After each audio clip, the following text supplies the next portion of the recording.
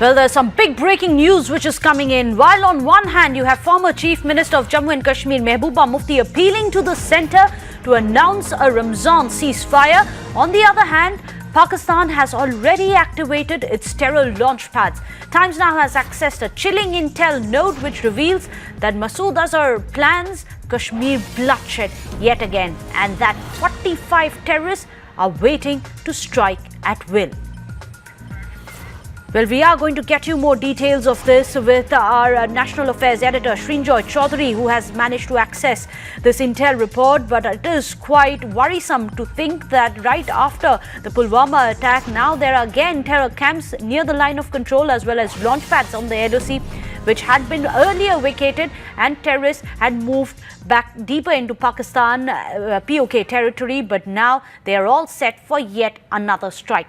Let me go across. I believe Srinjoy is joining us with more details. Srinjoy, it seems the Balakot effect didn't last too long. What is it that you're picking up in the intel report? Well, the Balakot effect, as you rightly said, has worn off. And you would expect that to happen after 2 or 3 months.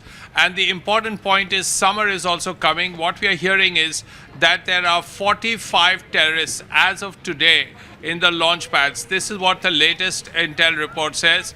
And the launch pads all over the place, North Kashmir, South Kashmir, quite a lot clearly. Now, all these were, as you rightly said, vacated right after Pulwama. In fact, before Balakot, because there was a fear from the Pakistani side, perhaps correctly, that India would launch another surgical strike.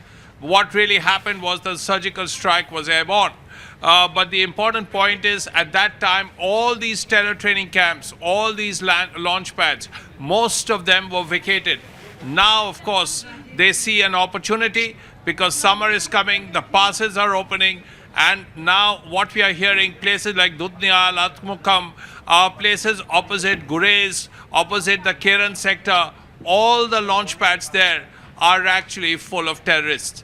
And importantly, this time, you would expect a lot of Lashkar-e-Toiba terrorists as well. But this time there seems to be more of the Jaish-e-Mohammed instead of the Lashkar-e-Toiba, because the Jaish-e-Mohammed is a comparatively smaller organization. In the past, it has had a smaller footprint. But this time, right now, among the 45 terrorists, you find more Jaish terrorists than Lashkar terrorists. Well, if you can just explain to us about summertime. This is something, and let me go across to Pradeep Datta, who's also joining us from Jammu. Pradeep, Mehbooba Mufti, who's been the Chief Minister of the state, she obviously understands that summertime is the time when the infiltration bids maximize and also the attempts at terror attacks. On what grounds has she demanded a Ramzan ceasefire during the summers and shackle the braves?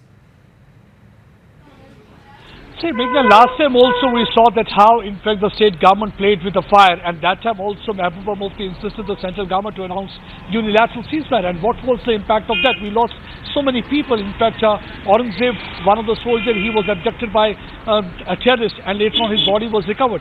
Shujat Bukhari, who was talking about the peace, he was also killed during the Ramzan ceasefire, and not many people lost their lives. And this time again, Mehbooba Mufti is parroting same line.